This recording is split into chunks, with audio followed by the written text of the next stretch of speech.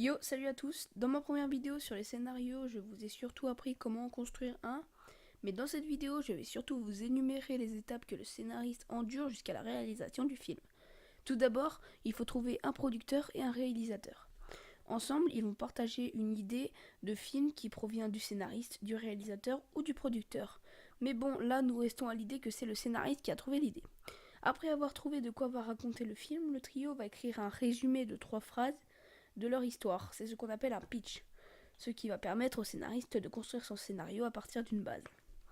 Ensuite, il lui faudra trouver le thème ou l'image qui évoquera le film sur les spectateurs. Cela peut être une morale construite avec une métaphore, une allégorie ou tout simplement un message simple étant tout public. Après, il va développer son protagoniste hors scénario pour pouvoir lui inculper des valeurs, qui influencera son script en se posant différentes questions comme qui est-ce, que fait-il, etc. Maintenant, il faut développer les autres personnages comme le méchant, son meilleur ami ou encore son père. Mais attention, son héros peut avoir des obstacles. On en distingue deux, interne et externe.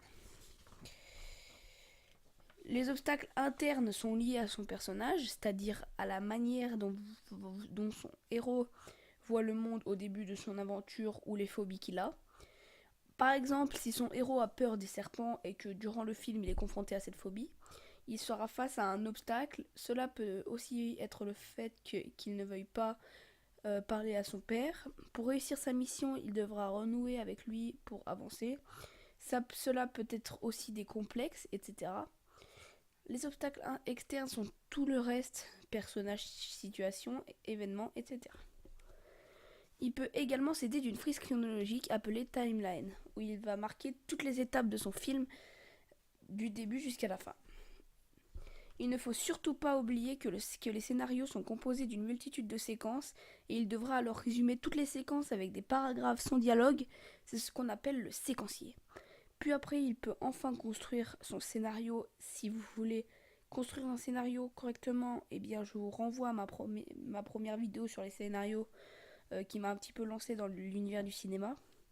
Après, le script peut être modifié une cinquantaine de fois avant le tournage pour avoir un script final parfait. Merci d'avoir regardé cette vidéo un peu courte, mais en ce moment je suis pas mal occupée, donc je n'ai pas le temps de faire des longues vidéos. La qualité de la vidéo a augmenté, c'est-à-dire que j'ai changé de micro. Il y aura des nouveaux concepts, je vous parlerai de tout ça dans une prochaine vidéo. Il y a la vidéo setup, un nouveau concept qui s'appelle le coup de cœur.